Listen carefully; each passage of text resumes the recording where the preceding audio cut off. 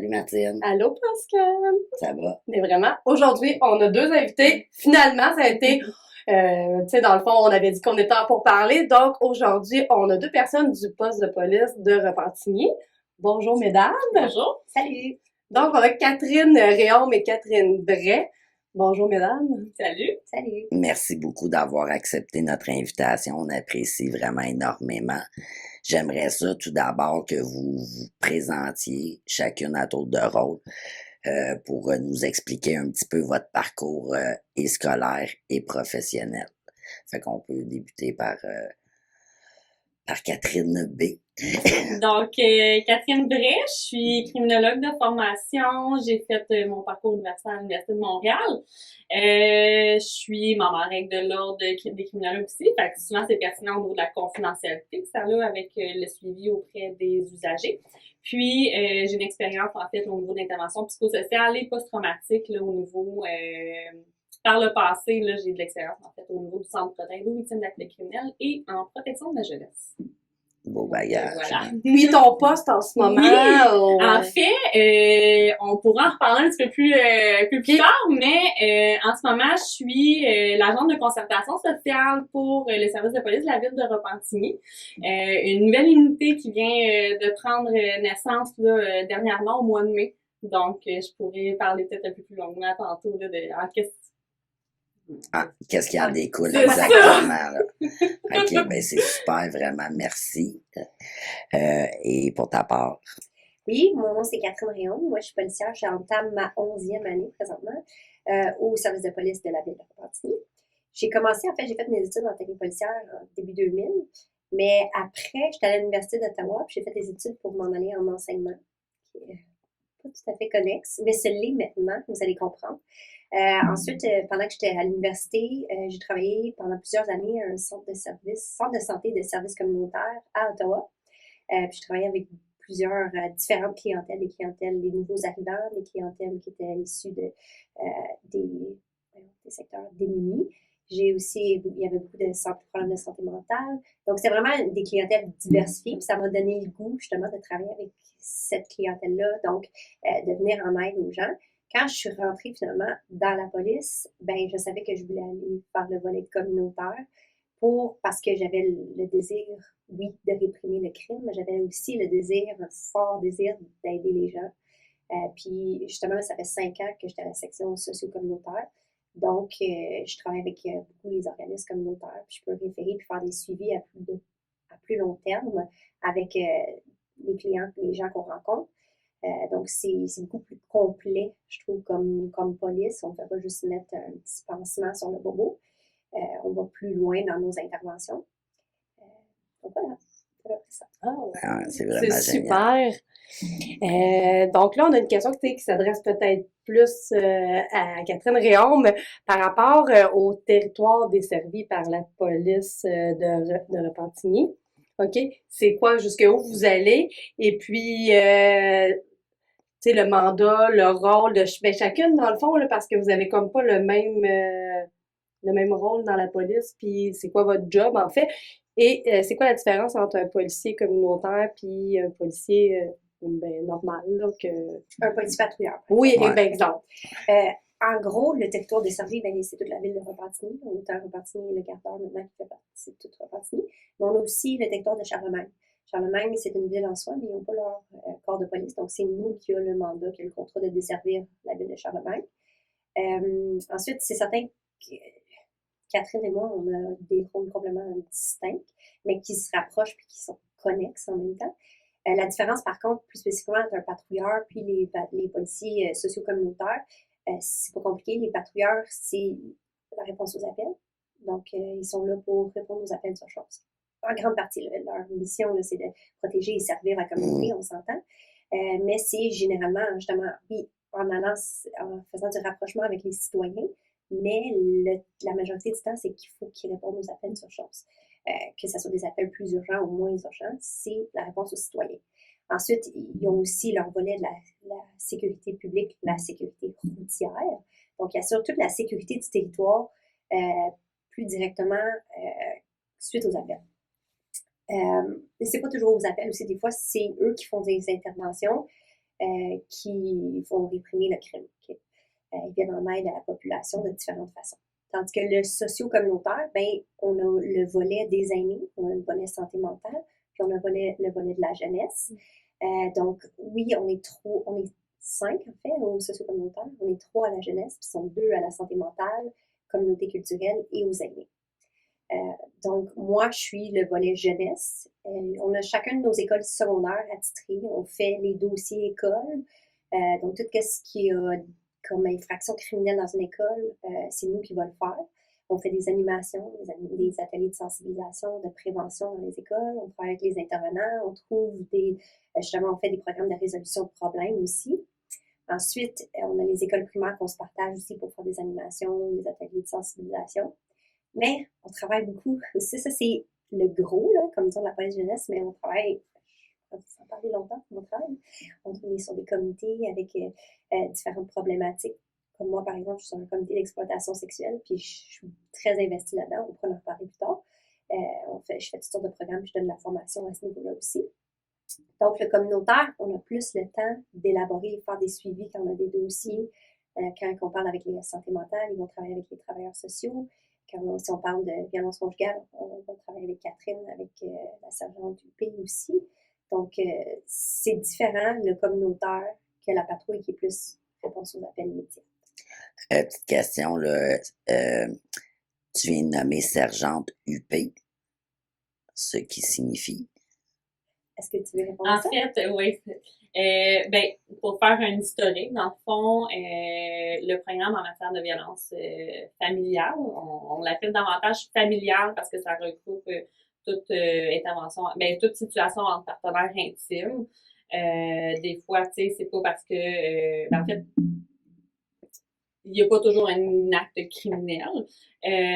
Mais, dans le fond, l'unité en violence familiale est constituée, dans le fond, de moi et de Geneviève Huppé, qui est une enquêteur, une sergente détective. OK, c'est son nom de Donc, famille. oui, effectivement. Donc, c'est vraiment juste son nom de famille.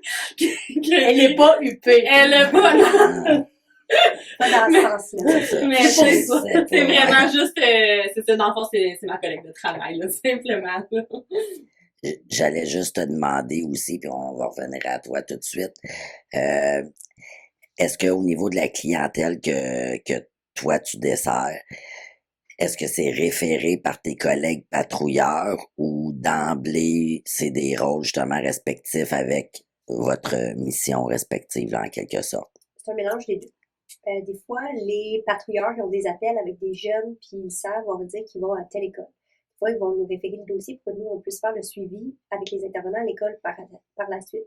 Des fois, c'est à l'extérieur des heures de cours. Nous, on travaille du lundi au vendredi, pas toujours le vendredi ou les lundis, de jour, pendant les heures de classe. Donc, on n'est pas toujours là le soir, les fins de semaine, quand il se passe des événements avec les jeunes. Mais on est capable de faire des suivis par la suite avec les intervenants ou les directions d'école. Donc, c'est vraiment un travail connexe, de concert. On travaille ensemble avec la patrouille.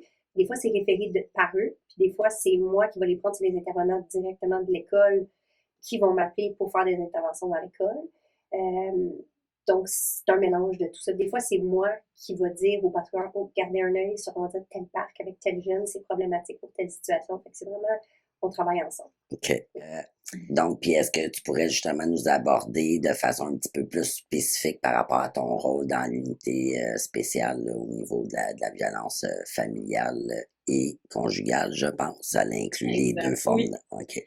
Ben, en fait, à l'interne, je suis la personne ressource, j'ai envie de dire, au niveau de l'intervention psychosociale en matière de violence familiale et conjugale. Mais aussi au niveau de l'analyse des situations avec un risque d'homicide conjugal. Fait que les gens vont avoir tendance à se tourner vers moi, c'est moi qui vais avoir les procédures, qui va analyser les situations, mais au niveau de l'intervention psychosociale aussi. Concrètement, mes fonctions, c'est vraiment d'offrir un service autant aux personnes victimes qu'aux personnes suspectes d'un événement soit criminel ou au niveau d'une chicane de famille. Donc, qu'il n'y a pas d'événement criminel, mais qu'il peut y avoir, par exemple, de la violence psychologique, de la violence verbale, des cris, tout ça. Fait que moi, de façon systématique, dans le fond, à chaque jour, je vais prendre connaissance dans les dernières heures des événements qui se sont passés. Donc, on parle de rapport d'événements, on parle de carte d'appel, tous les appels 911 finalement qui rentrent. Moi, j'ai accès à ça et je vais filtrer. Je vais voir qu'est-ce qui relève justement de la violence conjugale, de la violence familiale. Puis, je vais rentrer en contact avec les différentes parties pour m'assurer comment ça va. Y a-t-il un filet de sécurité qui est mis en place? Les ressources, est-ce qu'ils ont besoin de soutien au niveau psychosocial, parfois au niveau post-traumatique aussi. Donc, de vraiment aiguiller, de guider finalement les personnes vers les bons organismes. Puis, au niveau des personnes suspectes, ben, tu sais, c'est quelque chose qui est nouveau, j'ai envie de dire, pour un service de police, de se tourner vers, ben, on va offrir de l'aide aux personnes qui ont commis des gestes. Fait que, tu sais, je pense que c'est quelque chose c'est à quoi aussi je tiens beaucoup. C'est sûr qu'il y a des enjeux à ce niveau-là. La collaboration n'est pas toujours évidente avec les personnes suspectes. Il peut y avoir un peu plus de méfiance. Tantôt, je parlais que oui, je suis sur un ordre professionnel, donc la notion de confidentialité. Fait que parfois, oui, ça peut emmener justement à des échanges, puis à des reconnaissances de faits aussi. Tu sais, oui, j'assume ce que j'ai fait, puis oui, j'ai besoin de soutien. Honnêtement, je fais face à des, tu sais, je vais dire des hommes, parce que la majorité de ce que j'ai au niveau suspect, ça relève du genre masculin. Puis, il y en a honnêtement qui acceptent d'avoir du soutien. Puis, je vais les relancer, autant les personnes victimes que les personnes suspectes, pour voir l'évolution, comment ça se passe. Est-ce qu'il y a d'autres besoins spécifiques qui se présentent? Si oui, encore une fois, juste de m'assurer que la personne puisse avoir réponse à ses besoins. Puis, c'est un petit peu ça. Donc, oui, il y a de l'intervention téléphonique, mais il y a l'intervention aussi en présence. Des fois, des situations peut-être un peu plus particulières qui requièrent un peu plus de chaleur, j'ai envie de dire. Je vais avoir tendance à les rencontrer là, au bureau si c'est quelque chose qui est faisable. Puis, Mais dans le fond, de prime abord, tu téléphones, tu tentes oui, une approche exact. téléphonique, puis par la suite, tu offres une rencontre en présentiel si jamais tu sens que ça serait qu'il y a une plus ouverture. facile. Oui, Ouais. exactement. Donc, c'est quelque chose que je fais, mais il y a aussi, tantôt, on parlait un petit peu du rôle que les policiers jeunesse peuvent avoir, mais tu sais, on travaille aussi en collaboration, tout ça. Parfois, il y a des interventions en matière de violence familiale qu'on doit, en violence conjugale, déplacer la femme vers une maison d'hébergement, tout ça. Donc, on travaille beaucoup en partenariat. Ça arrive des fois qu'on doit faire une escorte policière, puis par la suite, là, de diriger la femme vers une ressource pour assurer vraiment le filet de sécurité. Donc, c'est un petit peu ça, là, le rôle là, que j'ai à l'intérieur du service. J'ai une petite question comme ça, moi, qui vient de me popper. Parce que, c'est d'habitude, en intervention, on a on travaille dans un créneau particulier. Tu sais, je veux dire, moi, je suis en violence conjugale, donc je fais que de la violence conjugale. Oui. Mais toi, tu as le côté victime et agresseur. Oui. Donc, comment tu le vis, ça? En tant qu'intervenante? Ben, honnêtement, la question mérite de se poser. C'est très pertinent. Tantôt, je disais, tu sais, j'ai quand même travaillé aussi en protection de la jeunesse, fait que j'ai travaillé dans un contexte qui était non volontaire. Puis au Cavac, c'était dans un contexte qui était volontaire, où je travaillais régulièrement, en fait, en tout temps avec des victimes, notamment en violence conjugale.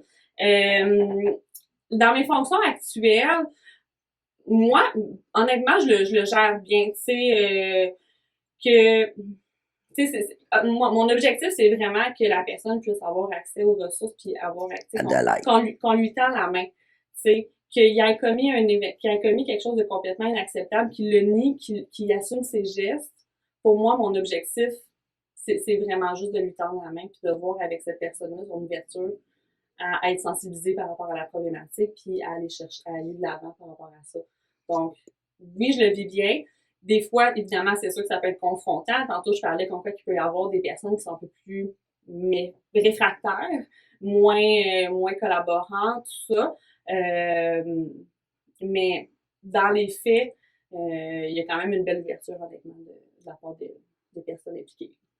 Merci. Tant mieux. Puis c'est ça, j'imagine, les références se font tant au niveau de Par exemple, s'il y a des situations, là, justement, au niveau de problématiques de santé mentale, problématiques de toxicomanie ou justement comportement violent, c'est de les guider justement vers les ressources selon les difficultés de la personne avec qui tu Ben, échanges. Ben, c'est sûr que si dans le cadre de mon évaluation avec la personne, je me rends compte justement qu'il y a des enjeux au niveau de la consommation, au niveau de la santé mentale, au niveau de l'itinérance, ou indépendamment des enjeux, ben, ça va être de guider aussi dans ce sens-là. Par contre, peut-être que ça pourrait être l'objet d'un prochain podcast, mais on va avoir une nouvelle équipe aussi qui va entrer en ligne de compte là, au niveau de la santé mentale. Une unité là, vraiment spécifique exactement, pour ça. là, au niveau des intervenants sociaux là, qui vont vraiment gérer au niveau des appels en santé mentale. Mais oui. Ah, c'est cool. C'est cool. Donc là, on arrive à la fameuse question qui sera peut-être pas si simple. Est-ce que vous pouvez nous expliquer une journée type dans chacun de vos rôles? Vas-y. On est curieuse, là, on veut savoir. Il faut comprendre, quand tu travailles dans la police, il n'y a pas de journée type. On ne sait jamais qu'est-ce qui va arriver, quelle urgence va rentrer, que tu vas être obligé de mettre ton dossier de côté ou ce que tu avais planifié dans ta journée de côté parce que là, il faut que tu gères l'urgence. Donc, il n'y a pas de journée type. Mais, je peux quand même vous dire à peu près. Si c'est une journée plus tranquille, par exemple, moi, je vais aller faire le tour de mes écoles. Des fois, j'ai des animations, que ce soit au secondaire ou au primaire. Je sais que des fois, j'ai des prises de plainte à aller faire des retours d'appel à des parents ou directions pour gérer des conflits ou des situations. Je vais rencontrer des jeunes à l'école. Je vais passer beaucoup de temps dans l'école. Mais j'assiste aussi mes collègues. Fait que je peux assister mon collègue qui travaille beaucoup en santé mentale, puis avec les amis, on va dans des organismes ensemble, on va que ce soit à la fin ou au dîner communautaire avec les amis les mercredis, comme le mercredi passé, j'étais allée avec lui. Fait que ça, c'est difficile de dire qu'il y a une journée type parce qu'on fait tellement plein d'affaires, puis souvent, des fois, le matin, j'ai tel événement, tu veux dîner avec moi? Oui, j'ai un trou, ouais, je m'en viens avec toi. Fait que là, je vais faire un P38 avec une personne aînée. Fait que c'est vraiment, il n'y a pas tant de journées types, c'est ça qui est le fun. C'est pas routinier, jamais, jamais, jamais. Puis chaque situation est unique avec chaque personne, même si je dis, je m'en vais faire de la sensibilisation avec un jeune, mais sa situation est unique à lui, propre à lui. Fait que ça va être quand même différent à toutes les fois. C'est la beauté de la chose, c'est jamais routinier. Des fois, ça peut être Catherine, j'ai besoin de faire un escorte policière, j'ai pas de policier disponible. Moi, j'ai un trou, mais je vais y aller. On va aller faire une escorte avec toi. Ça fait différent aussi. Fait que une intervenante qui m'appelle, j'ai eu une urgence, j'ai une cliente qui est avec moi, puis elle a vécu de la violence, on va dire, puis elle a besoin de conseils, elle a besoin de rencontrer une police de confiance. Elle m'appelle souvent moi. Fait que là, je vais aller rencontrer comme en urgence, c'est important, je vais aller rencontrer une femme, puis là, je vais la conseiller à ce niveau-là, je vais lui parler du processus de plainte, puis l'accompagner là-dedans. Fait que c'est jamais pareil. Ouais, effectivement.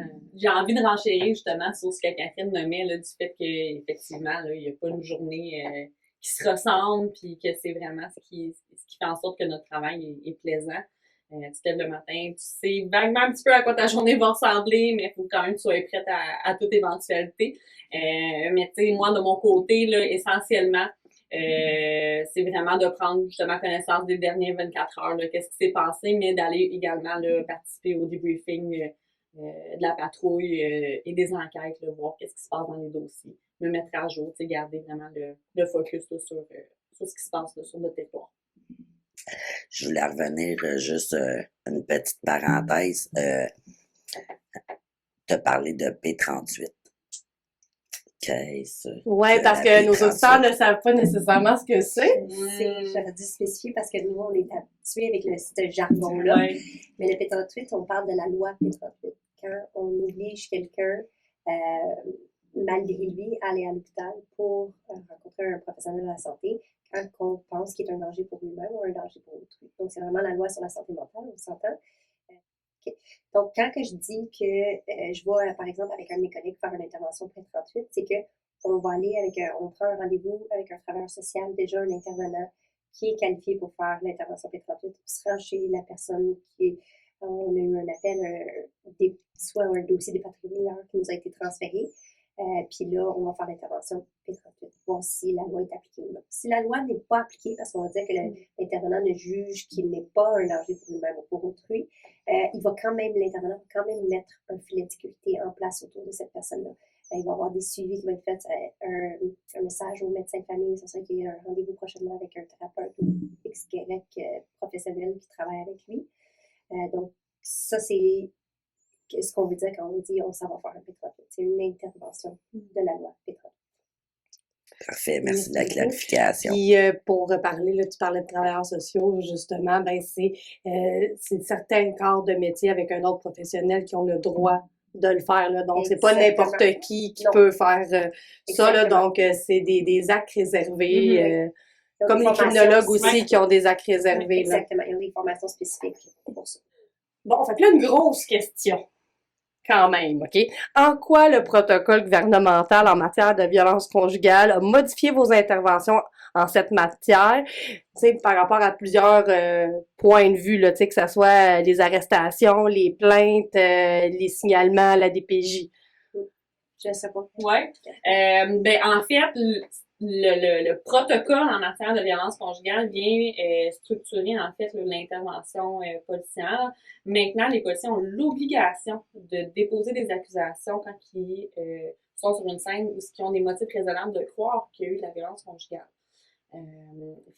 Et ça, c'est fait de façon systématique, que la victime veuille ou non s'impliquer ou porter plainte, qu'elle ne fournisse pas de déclaration ou pas. Les policiers ont vraiment le devoir d'agir de la sorte, de récolter des informations, de structurer en fait là, un dossier et de déposer ça au tribunal là, pour le dépôt d'accusation.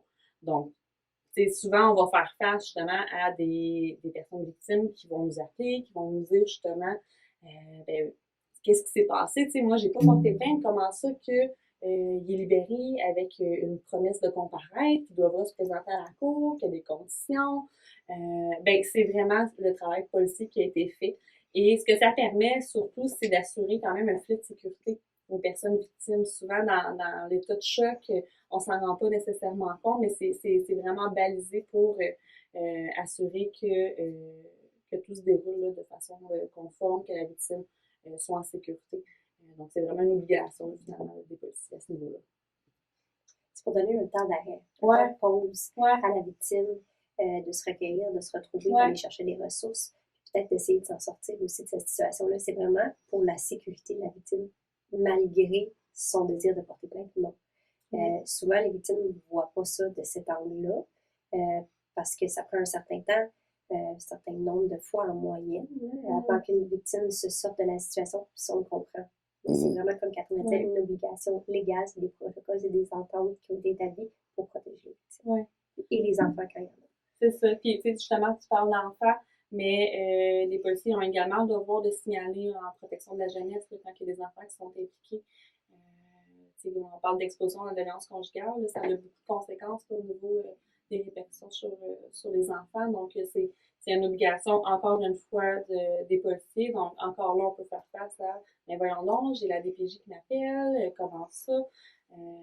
Fait que encore une fois, c'est vraiment de bien saisir l'information que dès qu'il y a une situation de violence conjugale, les policiers ont l'obligation de déposer des accusations et que s'il y a des enfants impliqués, de dénoncer la situation en protection de la jeunesse. Ouais, puis que le but premier, comme tu l'as nommé, c'est vraiment justement de protéger et la victime et les enfants. Absolument. Parce que c'est un motif de signalement d'être témoin. Moi, j'ai envie de dire être victime de violence conjugale, même si c'est peut-être pas nécessairement dirigé contre les enfants, mais ça reste que, comme tu le nommes, ça a des répercussions. Fait que c'est ça. Fait que c'est vraiment là, à titre de protection. C'est un traumatisme, là, cette exposition à la violence-là. Puis aussi, moi, je dis souvent aux parents, parce que j'en ai fait moi aussi à plusieurs reprises des signalements, puis j'en fais encore, c'est pas négatif, faut pas toujours voir ça négativement. La protection de la jeunesse, ils viennent pas vous arracher vos enfants, faut jamais oublier ça. C'est pas leur but premier, c'est un dernier recours quand ils ont vraiment plus le choix. En temps normal, OK? En temps normal, puis la première chose qu'ils veulent faire, c'est maintenir les enfants dans ce milieu familial-là, mais vous donner des ressources pour que ça soit plus fonctionnel, plus sain pour les enfants, que les enfants restent en sécurité.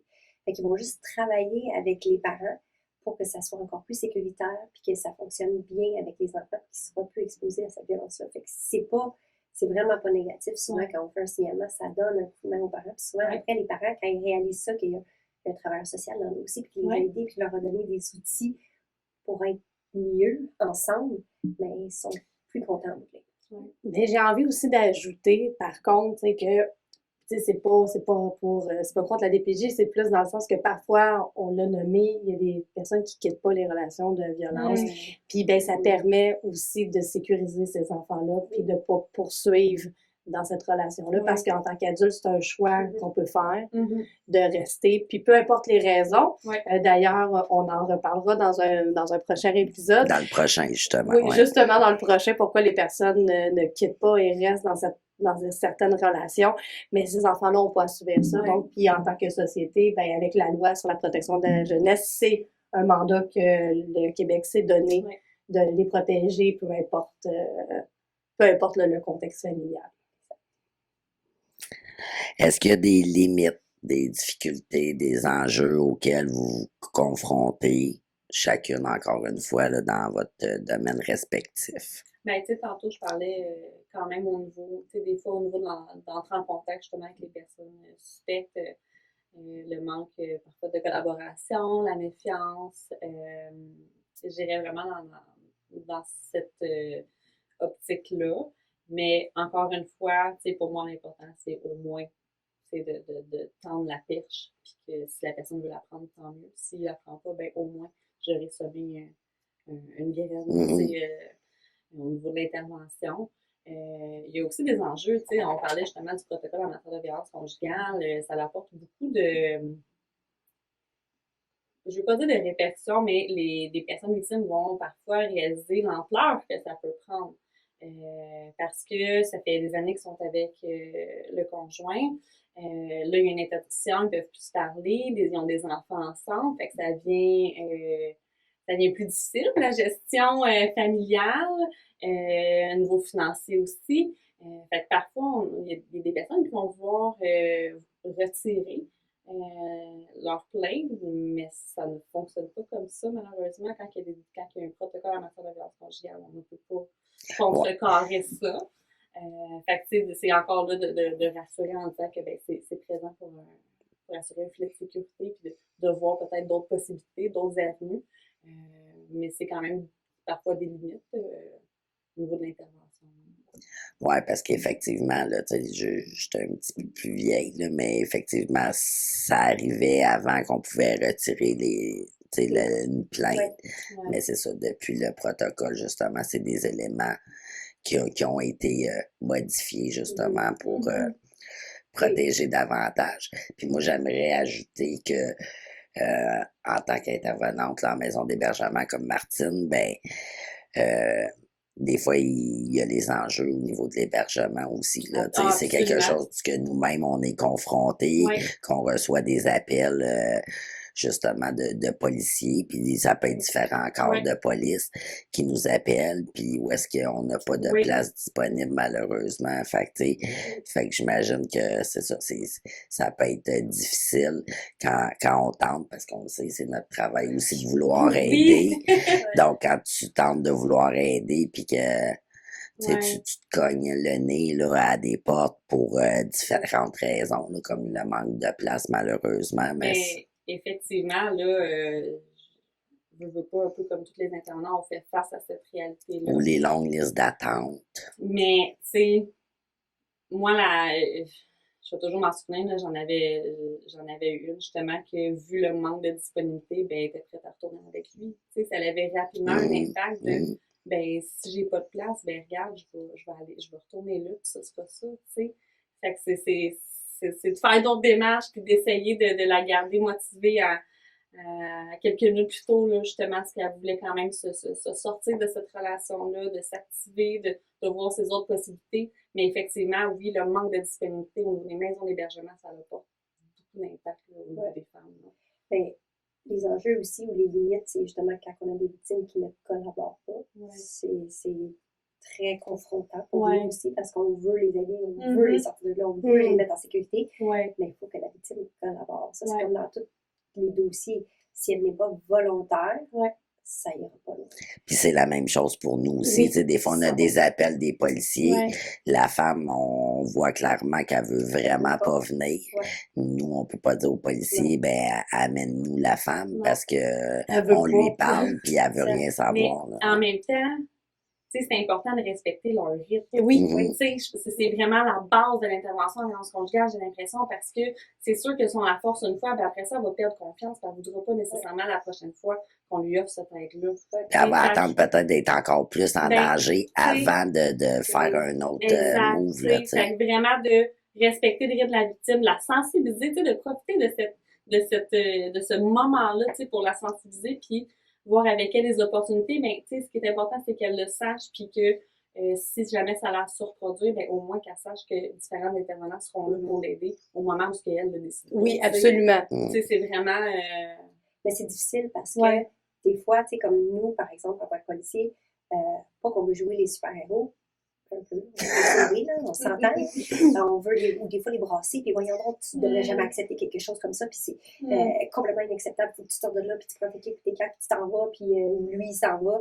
C'est inacceptable pour toi ou tes enfants. Ouais. Mais la fille, la victime n'est peut-être pas rendue là. Il faut accepter ce rythme-là, comme tu dis, à son rythme. Puis ça, je reviens à dire, c'est confrontant, Ouais. c'est frustrant. Ouais. On veut les aider, puis c'est pas méchant, là. C'est vraiment un beau geste qu'on veut faire, mais ouais. il faut être sans jugement. Il faut accepter que la personne n'est pas rendue là, aller à son rythme.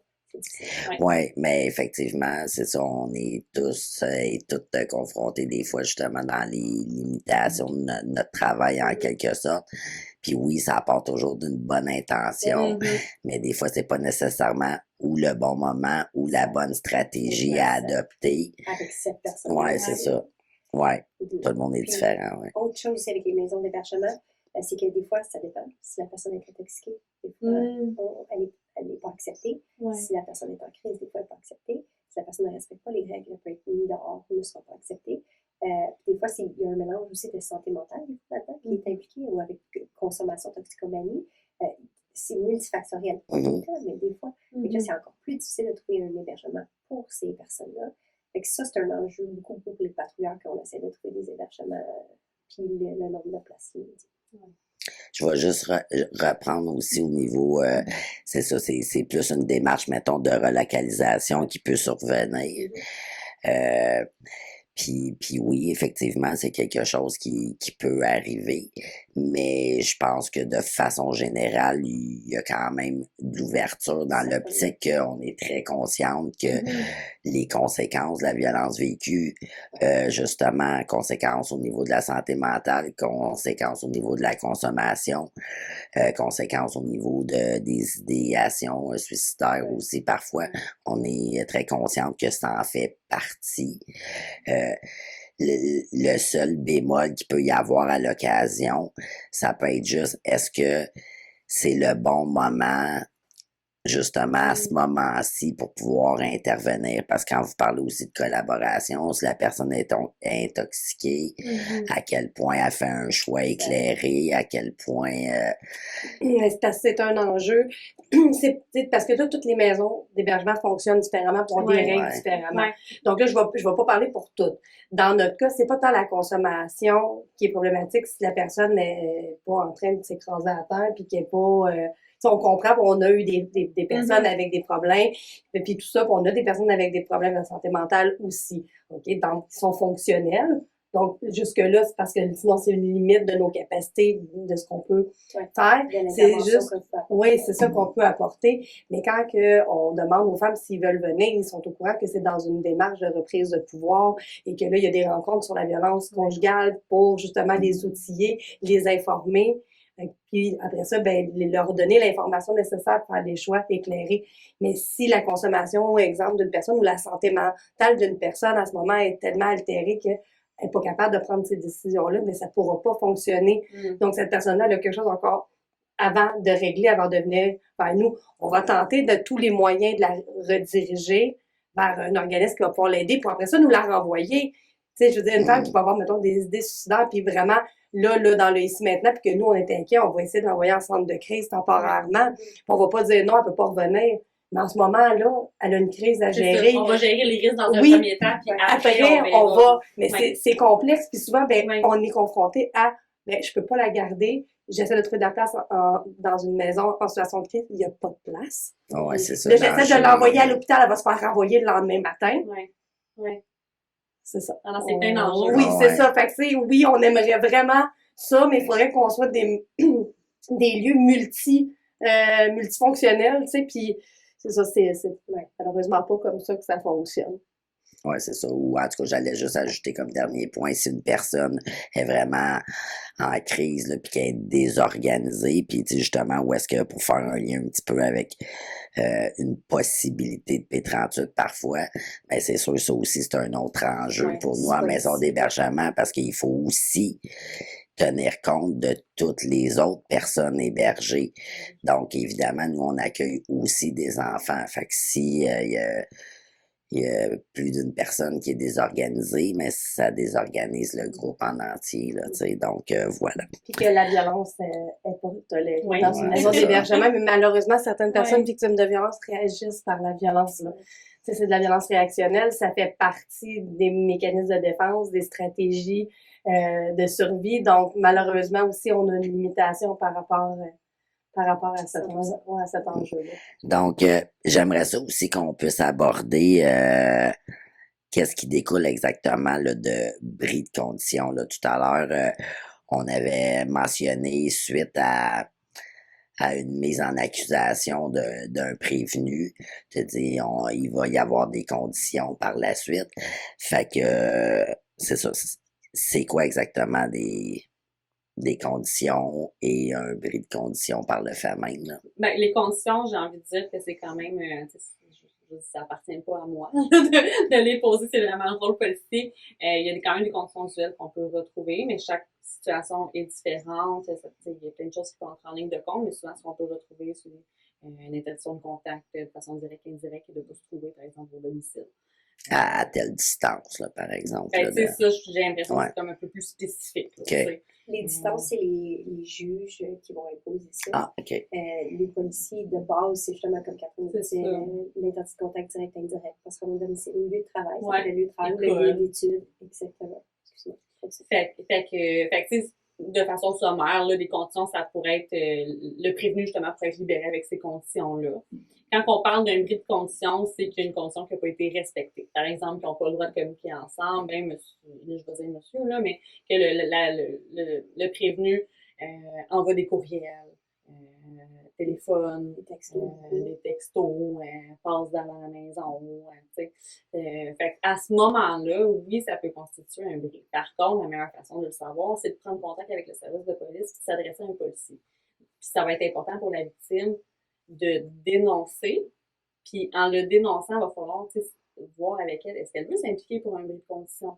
Parce que c'est sûr que si la victime ne veut pas nécessairement aller de l'avant par rapport à le bris, ben, le policier à ce moment-là, il n'y a pas. Il y a comme Il manquerait de preuves, ouais, c'est ça. Fait qu'il faut que la victime le rapporte quand même de façon contemporaine, dans les derniers, le plus rapidement possible, dans l'idéal, pour qu'une action puisse être prise à ce moment-là. Et la victime, c'est ça, veulent s'impliquer. Ouais. Il y a des fois que c'était des situations très contradictoires, pardon. C'est que la victime veut s'impliquer, fait une déclaration, c'est que des fois, ça devient un enjeu pour nous aussi quand c'est la victime qui a contacté l'agresseur en premier. Aussi, on met des cas d'exception quand il y a des enfants. Fait qu'on va mettre une interdiction de contact, sauf si c'est pour parler de la garde des enfants, l'échange des enfants, par exemple. Ce qui est difficile aussi, encore là, c'est que des fois, les agresseurs, ils prennent ça comme une porte d'entrée pour contacter la victime. Donc oui, ils parlent des enfants, mais après, c'est comme sous la table, sous le tapis, là, ils vont dire des insultes, ou ils vont essayer de parler de leur relation, ou de qu'est-ce qui a été fait ou pas été fait, etc. Puis ça devient un bris de condition. Mais c'est difficile à prouver à ce moment-là. Fait que c'est pas toujours facile, c'est pas toujours blanc ou noir des bris de condition. Ah, c'est mettons complexe. Non, j'ai juste, c'est complexe. Ouais. Mais mettons là, qu'il y a eu un bris de condition, que la femme ou la personne qui est victime décide de porter plainte pour le bris de condition. C'est quoi qui s'ensuit après? C'est-tu comme une plainte normale? Parce que c'est comme un bris de condition sur une plainte qui existe déjà. C'est une accusation supplémentaire. OK. C'est une infraction en soi, le bris de condition, donc c'est juste une infraction supplémentaire, mais on s'entend que ça n'aide pas la cause de l'agresseur. parce que le procureur reçoit ça, il va probablement faire les deux en même temps. Ça va être dans le même dossier, en bout de ligne, mais le juge, il va être moins clément, on s'entend, parce qu'il y a un cumulatif, il y a eu des conditions émises par un officier de police, puis il n'a pas été capable de respecter ça. Fait qu'on s'entend qu'ils sont un peu plus sévères à ce moment-là. J'aurais peut-être une petite question de plus, là, peut-être que vous pourrez nous éclairer un peu sur ça. Tu sais, mettons, les bris de conscience, c'est fait souvent par téléphone, là, quand c'est sûr de ne pas entrer en contact. Puis, ben, tu sais, mettons, des fois, ça devient très régulier. Harcelant. C'est quand qu'on peut nommer que c'est du harcèlement? À quel moment? Du harcèlement criminel, c'est une infraction quand même assez particulière, okay? Parce qu'il faut que ça perdure dans le temps. Il faut qu'il y ait de la répétition. Il faut que la personne, la victime de l'harcèlement criminel, craigne pour sa sécurité. Il faut que les actions amènent la personne à craindre pour sa sécurité ou la sécurité des gens qui l'entourent. Donc, c'est pas juste un ou deux événements. C'est l'accumulation de ces événements-là, de ces différents événements-là qui peuvent être criminels ou non, mais qui deviennent de l'harcèlement criminel. Si tu me dis, il m'a appelé 3 fois aujourd'hui, 3 fois la semaine passée, non, c'est pas de l'harcèlement. Il m'a insulté. Non, c'est pas de l'harcèlement. C'est de l'harcèlement si ça fait 50 fois dans la même journée, puis il a fait ça, il fait ça aux 2-3 jours, puis ça fait 3 semaines, ou ça fait 2 mois que c'est quelques textos par jour. Il passe devant chez moi, il me crie des insultes, les regards, des messages. C'est l'accumulation de plein d'événements dans le temps qui devient l'harcèlement criminel. Ouais, puis je pense qu'il faut qu'il y ait eu d'abord une mise de limite, c'est-à-dire soit de la victime, tu sais, puis idéalement par écrit, de dire à partir de maintenant, blablabla. C'est pas nécessaire, mais c'est certain que c'est idéal. Ça peut être aidant, ouais, c'est ça. Ou bien, justement, des conditions qui ont déjà été émises pour ensuite avoir le pouvoir, en quelque sorte, là, de porter plainte là, pour bris de conditions, là, par exemple. Puis, par exemple, dans une situation d'harcèlement comme ça, ce qui est important le plus possible, ça va être de documenter. Tout noter. C'est vraiment quand, mettons, qu'il passe devant la maison, quelle heure, ce qui est repassé, les messages, conserver les messages, c'est important. Malheureusement, des fois, on fait face à des personnes qui, sur le coup, ils veulent tout fermer, puis tout est facile. C'est correct. Mais c'est important de conserver les messages. C'est ça qui constitue la preuve au niveau du harcèlement ou du bris de condition, au niveau de l'interdiction de rentrer en contact avec la personne. Sauvegarder les courriels, les captures d'écran, je dis toujours ça. Faire un cahier de bord. Moi, je dis toujours ça aux victimes. Faites des cahiers de bord avec les événements, qui, quand, quoi, comment, où, pourquoi. Puis comment vous vous sentez aussi. Je craignais pour ma vie, je craignais pour ma sécurité, je craignais pour mes enfants, j'ai eu peur, je voulais plus sortir dehors, je ne veux plus me rendre au travail, je ne veux plus me rendre à l'école. C'est vraiment important de dire non seulement les faits, mais pourquoi tu crains pour ta sécurité, comment tu te sens maintenant. C'est ça qui fait en sorte que ça devient un bon dossier béton d'harcèlement criminel. Oui, parce que ce dossier-là, justement, le policier va prendre les preuves, là, j'ai envie de dire, la déclaration, et encore une fois, il va soumettre ça au tribunal. Donc, il va se retrouver avec le dossier initial, là, j'ai envie de dire, puis ça va suivre son cours. Si les victimes ne sont pas certaines, vous pouvez appeler pour des conseils. Les policiers, les meilleures personnes pour nous conseiller en situation de harcèlement criminel, par exemple. Puis on est habitués, on en fait beaucoup. Là. Ils vont vous conseiller. Puis si vous n'êtes pas certain si tu le harcèlement, si tu pas encore, des conseils. Ça vaut l'or. Oui, effectivement. Donc, c'est ça, là, pour un petit peu se diriger vers la fin. Catherine, on a parlé beaucoup, tu sais, dans le fond, de ton rôle, puis tout ça, dans la nouvelle unité à la police de Repentigny, mais ça vient d'où, ça? Ça sort de où? Ça marche-tu? Tout inquiète, on veut tout savoir. C'est super récent, puis pour plusieurs corps de service, là, dans le fond, vu la vague de féminicides qu'il y a eu au cours des derniers mois, dernières années, là, le gouvernement s'est penché, a pris la violence conjugale vraiment comme une priorité. Et il y a eu plusieurs recommandations qui ont été émises là, par un comité d'experts, le rebâtir la confiance, c'est vraiment le rapport là, qui est ressorti de ça. Et le service de police de Repentigny s'est basé là-dessus au niveau des recommandations pour soumettre finalement un projet dans lequel il souhaitait justement implanter une ressource civile, en l'occurrence moi, et une sergente détective spécialisée en violence conjugale pour vraiment là, uniformiser la pratique, de voir à ce que tout le monde puisse avoir accès aux ressources, voir les besoins, les filets de sécurité, tu sais, vraiment de rendre ça un peu plus humain, j'ai envie de dire. Fait que c'est un petit peu de là que ça part, là, le projet. L'objectif de notre côté, c'est vraiment de déceler les victimes potentielles. Tantôt, je parlais de chicane de famille, tu sais, c'est pas, ça rentre pas dans un aspect criminel, là, la violence physique, pas la violence, on peut-tu couper ça? Oui. La violence verbale, la violence psychologique. Mais tu sais, souvent, ça va partir de cette façon-là. C'est très insidieux, tout ça. Fait que de vraiment déceler. Fait que souvent, moi, ça va être des dossiers aussi qu'on va traiter en amont. Puis, de travailler aussi en prévention pour la violence conjugale. Puis tes observations, Catherine, depuis que tu es en poste, là, c'est quoi? Ça ressemble à quoi? Ben, en fait, toutes les interventions que je fais sont toutes consignées. Fait que je me suis fait un petit peu un tableau statistique, là, j'ai envie de dire. Fait que, tu sais, depuis le mois de juin, depuis le 1er juin, on va partir de là, il y a eu 104 dossiers quand même en matière de violence familiale qui est rentré là, pour le territoire de Repentigny-Charlemagne. Puis là-dessus, il y a eu 334 interventions directes. Intervention directe, on parle de contact téléphonique, de rencontres présentielles, de déplacements policiers en maison d'hébergement. Donc, c'est vraiment, dans les 3 derniers mois, là, ça ressemble à ça, là, les observations qui ont été faites. Puis, tu sais, j'ai envie d'ajouter aussi que le contact, il est très apprécié de la clientèle. Ils s'attendent pas nécessairement à avoir un appel. Ils sont surprises. Puis, ça les rassure finalement, tu sais, de savoir qu'est-ce qui s'en vient, qu'est-ce qui s'offre à ces personnes-là, de comprendre un peu le mécanisme dans quoi que ça s'embarque, tu sais. Fait que c'est très apprécié. Puis je tiens à dire que justement, là, peut-être que vous allez visionner l'épisode plus tard, mais au moment de l'enregistrement, on est comme à la mi-septembre, là, fait qu'au niveau de tes statistiques, là, justement, pour dire que c'est à jour en date d'aujourd'hui. Oui, là, oui, dans oui. le Ben, fond, en fait, ça, c'est juin, juillet, août. Le mois de septembre n'est pas compté. Parfait. Ce qui est important de noter aussi, là, puis je voulais renchérir Catherine, Ouais. parce que tu dis qu'ils sont surprises, on va dire les victimes, si on parle des Oui. victimes, sont surprises d'avoir l'appel de Catherine, puis d'avoir un suivi après coup. Ouais. Parce que, en temps normal, puis avant, on les réfère à des ressources. Exemple, SOS violence conjugale, au CABAC. Mais il faut que ce soit les victimes qui fassent la démarche eux-mêmes. Mhm. Des fois, ils ne sont pas toujours aptes, capables, ils n'ont pas le temps, Ouais. ils ont peur. Il y a X raisons, là, il y en a une multitude de raisons pourquoi ils ne font peut-être pas eux-mêmes.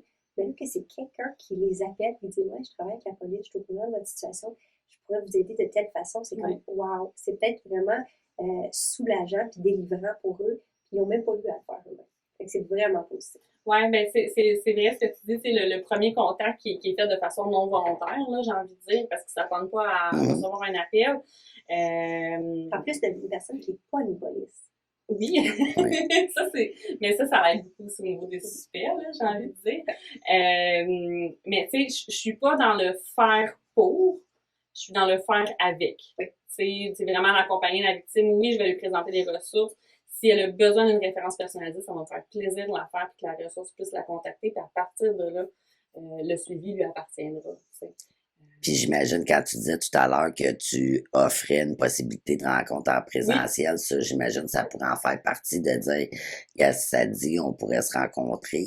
Puis, tu sais, pour répondre à tes questionnements, on pourrait ensemble, par exemple, appeler dans une maison d'hébergement pour mieux comprendre, tu sais, qu'est-ce qui découle de ça, là, tu sais. Fait que... c'est vraiment quelque chose qui se fait. Puis, il y en a d'autres, c'est, ben, j'ai pas porté plainte, mais je sais pas qu'est-ce que ça implique nécessairement. Est-ce qu'on peut se rencontrer? Fait que, tu sais, moi, je vais leur expliquer qu'est-ce que ça implique de ton côté. Tu sais, vraiment le niveau de la cour, le niveau de témoignages, tout ça. Puis après ça, ils pourront prendre une décision éclairée. Parce qu'il y en a quand même qui viennent me voir pour une situation qui est pas rapportée nécessairement, tu sais, que je les appelle, mais finalement, il s'est passé d'autres choses que les policiers savent pas nécessairement. Puis finalement, on débloque sur d'autres avenues. Puis là, ils se questionnent sur, mais qu'est-ce que je fais avec ces événements antérieurs-là? C'est quoi mes options possibles? Fait que, c'est plusieurs choses, finalement. Ouais, ça l'aide à démystifier aussi, parce que justement, souvent, ben pas souvent, mais je veux dire, la peur peut provenir de l'inconnu aussi. Fait que de mieux savoir ce qui peut nous attendre, ça peut être sécurisant d'une certaine façon, même si le processus est difficile. Là. J'ai une petite question qui vient d'apparaître comme ça. Puis là, Oui. écoute, je cherche la réponse dans ma tête, fait que je vais la poser. Parce que là, on parle du territoire de Repentigny. Oui. Mais imaginons un événement qui se passe à Repentigny, mais qui implique une personne qui est dans un autre territoire. Ouais. Donc, il y a une victime dans un territoire, un agresseur dans l'autre, ou vice-versa. Comment? Je peux te répondre. Ouais. Ça dépend si on a chacun notre juridiction. Oui, on a des polices, puis je peux intervenir partout au Canada. Par contre, nous, on va prendre les plaintes ou les situations qui se sont passées sur notre territoire. L'événement a eu lieu. Est-ce que ça s'est passé ici? Ou est-ce que la fille, elle s'est retrouvée ici parce que ça s'est passé en Gaspésie? Ben, si ça s'est passé en Gaspésie, on va peut-être pas dire va porter plainte en Gaspésie, on s'entend à la matade. Ouais. Non, on va peut-être collaborer, pas peut-être, on va collaborer avec les services de police qui est la Sûreté du Québec en Gaspésie. On va peut-être leur transférer, on va faire l'interview vidéo avec la victime, on va prendre le dossier initial, puis après le dossier va être transféré pour qu'on va dire l'agresseur qui est encore à Gaspésie puisse se faire arrêter là-bas, dépendant de c'est quoi qui va être les circonstances, là, puis les procédures, mais ça va être l'autre corps de police qui va prendre la relève. Si l'événement s'est passé ici, puis la victime, on va dire, à Terrebonne, ça s'est passé à Repentigny, mais on va lui dire, viens à Repentigny, c'est à côté, on va venir au poste de police porter plainte à Repentigny. L'agresseur, encore une fois, est à Montréal, Montréal, là, on peut aller l'arrêter à Montréal, l'amener ici parce que c'est pas loin. C'est juste quand c'est trop loin, là, on va collaborer avec les autres corps de police. Ouais, puis des fois, dans des situations de violence conjugale, il y a plus qu'un événement. Fait que des fois, justement, on se retrouve avec des situations où est-ce que ça a eu lieu dans vraiment plusieurs municipalités, surtout si c'est une relation qui de long terme. Si la victime, on va dire, elle se trouve ici, mais ça s'est passé dans plein de villes, comme vous dites, on va prendre le dossier ici. S'il y a eu un événement ici, oui. Mais si les événements sont tous dans plein de différentes villes, on est capable de parler aussi avec les autres corps de police, qui va prendre le dossier, où est l'agresseur, où est l'événement principal que ça s'est passé. Des fois, c'est que les victimes, ils craignent de retourner, même si c'est peut-être pas si loin, mais ils veulent pas retourner dans l'autre ville. On va dire c'est juste à une heure. Ils pourraient techniquement se déplacer pour aller porter plainte. Mais ils craignent, ils veulent pas retourner dans cette ville-là. On va la prendre ici, la plainte. On va encore une fois collaborer avec l'autre corps de police. Il y a différentes manières de procéder. Oui, puis des fois, mais en tout cas, je ne veux pas trop m'avancer, mais je pense qu'à l'occasion, vous pouvez aussi vous rendre à domicile de la personne, là, dans certains cas. J'ai un exemple, une victime elle s'était relocalisée, les événements ont lieu ici, mais elle s'était elle-même relocalisée à Kingston. Nos policiers sont allés la rencontrer à Kingston, ont fait une entrevue vidéo dans le poste de police à Kingston. Il y a différentes manières de procéder, comme je disais, dépendant de c'est quoi le contexte et les événements. OK. Sinon, toi, est-ce qu'il y avait autre chose que tu voulais ajouter par rapport à l'unité spéciale en violence où on passe avec la fameuse zone? En fait, je rajouterais là, que le comité, bien que ce soit récent, on fait partie on fait en fait un peu comme dans tout, tu parlais que tu faisais partie d'un comité en exploitation sexuelle, tout ça. Nous, de notre côté, on fait partie de la table régionale en concertation en violence conjugale dans la Naudière. Fait que ce soit par exemple au niveau justice, au niveau des communautés autochtones, culturelles, on s'implique là, à ce niveau-là également. Beau travail, hein? Puis c'est ça, pour revenir justement à la fameuse zone, je sais pas comment vous la nommez exactement, zone neutre, zone d'échange, bref, j'aimerais ça que tu me parles de ça plus spécifiquement. C'est un peu tout ça. On l'appelle plus spécifiquement la zone neutre, mais oui, c'est une zone neutre d'échange de biens, de marchandises, mais ça peut être une zone d'échange d'enfants aussi. Ça a commencé parce qu'il y a eu des événements d'échange, que ce soit d'échange ou de vente de biens ou d'échange d'enfants, qu'il y a eu des agressions, que ça s'est mal passé. Fait que suite à ces événements-là, on s'est dit, puis il y avait d'autres corps de police aussi qui ont été précurseurs là-dedans, puis qui ont emboîté le pas pour dire qu'il faut qu'on fasse une zone sécuritaire pour ces échanges-là de biens ou d'enfants. Puis nous, on a juste comme continué la chaîne, justement le cycle, puis on s'est dit nous autres aussi, il faut qu'on en fasse une, parce qu'il y en avait eu plusieurs événements à Repentigny dans les dernières années. Donc, on a créé cette zone neutre-là face au poste de police où c'est filmé 24 heures sur 24, 7 jours sur 7. Juste à côté de la porte d'entrée où que tu peux aller porter plainte, qu'il y a des policiers 24 sur 24, 7 jours sur 7. Donc, c'est un endroit ultra sécuritaire pour l'échange des biens, pour l'échange d'enfants. Quand que c'est conflictuel, l'échange d'enfants. Quand il y a des conditions à respecter, justement, ça serait l'endroit idéal où aller, comme ça, les personnes peuvent se sentir en sécurité. C'est vraiment pour répondre à un besoin de sécurité des citoyens de la ville de Repentigny. Oui, tous les partis à ce moment-là sont davantage sécurisé en quelque sorte, là, parce que bon, il y a des preuves de comment s'est passé le dit échange, Exact. autant pour la personne, justement, mettons, qui est mise en accusation versus une victime aussi, où est-ce que c'est davantage sécurisé. C'est quelque chose nous-mêmes que on prône là, dans plusieurs Ouais. cas. Là. Il y a même, avant qu'on ait cette zone d'échange-là, qui est comme très bien identifiée là, face au poste de police, c'est peinturé en bleu sur le béton avec une pancarte et un banc à côté. Zone neutre. Okay? Zone d'échange, zone neutre. Mais avant, on en avait des familles, des parents qui rentraient dans le poste de police où que les gens vont pour rencontrer des policiers pour faire leur échange d'enfants-là parce qu'ils se sentaient pas en sécurité à l'extérieur. C'est correct, ça aussi. Mais s'ils sont bien avec le fait que c'est face au poste de police et que c'est filmé, tant mieux. Mais s'ils veulent rentrer dans le poste, ils ont le droit. Oh, ouais, c'est vraiment à même le Sur terrain, à à côté de la quelques pas de la porte. Là, ouais. Exact. Puis, tu sais, je sais, parce que on a fait utiliser régulièrement, c'est pas, il n'y a pas de réservation, là, au niveau là. Fait que si quelqu'un achèterait quelque chose sur Kijiji, Oui. puis il se dit, ben là, je vends quelque chose de très dispendieux, je ne Exact. veux pas qu'il arrive quoi que ce soit, je voudrais aller là, on se rend là. Est-ce que vous êtes victime du succès? Est-ce que ça arrive que beaucoup de véhicules en même temps de personnes? Ça n'a pas été Non. documenté, puis on le perçoit pas nécessairement parce que je pense que c'est pas tout le monde qui utilise ça. C'est un peu aléatoire à tout moment de la Ouais, c'est journée, peut-être pas ou encore le méga soir. connu non plus. C'est pas Là. encore super connu, justement, il faudrait faire un peu plus de publicité à ce niveau-là. Puis c'est juste à côté des stationnements, donc c'est bien, c'est directement face au stationnement, à plusieurs espaces de stationnement, à côté de la porte. C'est vraiment l'endroit idéal, là. C'est situé parfaitement. Merci. Fait que ça, c'est un projet auquel tu t'es vraiment impliqué, puis j'imagine que t'en es fier et avec raison. C'est tout. Donc, merci beaucoup. Puis dans le fond, c'est ça l'a permis de outiller, éclairer davantage là, cet épisode-ci. C'est ça, en plus de donner des pistes, de démystifier justement certains éléments. Je pense qu'on a vu quand même plusieurs aspects aujourd'hui. En terminant, est-ce que vous avez un petit dernier quelque chose à ajouter? Je peux commencer. Vas-y. Moi, je veux spécifier que, tu sais, avec le travail communautaire, là, je disais que je travaille beaucoup au volet jeunesse, oui, mais je m'implique beaucoup, je suis comme Catherine est dans la table régionale pour la violence conjugale, c'est ça. Moi, je suis impliquée avec la table régionale, un sous-comité de la table régionale de la violence sexuelle, qui est un comité en exploitation sexuelle. Avec ce comité-là, il y a des sous-comités aussi. Je fais partie du sous-comité de formation. Donc, on donne de la formation. On est une équipe. Je travaille avec des intervenantes de différents milieux, des intervenantes du CAVAC,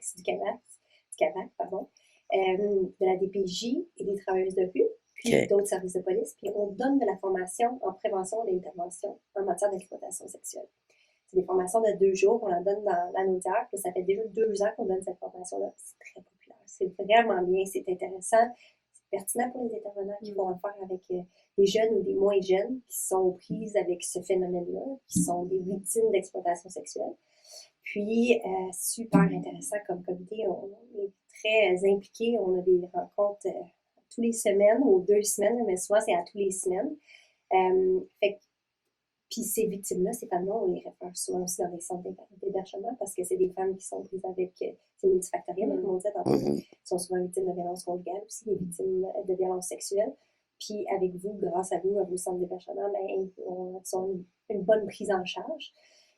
Donc oui, c'est tellement important, tous les différents organismes, les différents intervenants, de travailler ensemble.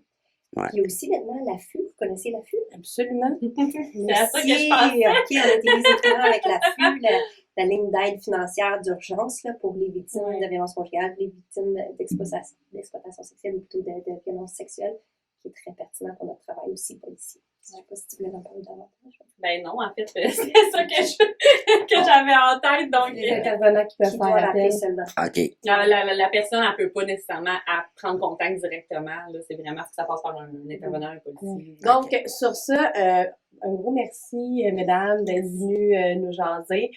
Ça nous a vraiment fait plaisir. Pour ceux qui nous regardent ou qui nous écoutent, ben écoutez, si vous êtes dans Repentigny, Charlemagne, puis que vous avez besoin de soutien, quoi que ce soit, ben vous avez des maisons d'hébergement, mais vous avez aussi l'unité spéciale qui est là pour vous aider, vous soutenir, puis tout ça. Pour les autres, ben sachez que c'est en développement partout, là, dans toutes les villes du Québec. Donc, n'hésitez pas à appeler à votre poste de police pour vous informer puis savoir si c'est arrivé. Et puis sinon, ben d'appeler SOS Violence Conjugale qui vont pouvoir vous référer aux bons endroits pour avoir le soutien nécessaire. Sinon, on peut nous suivre où? Ben, on peut nous suivre où, Pascal? Ben, sur Facebook, Twitter, Instagram, TikTok, YouTube. Et oui, YouTube.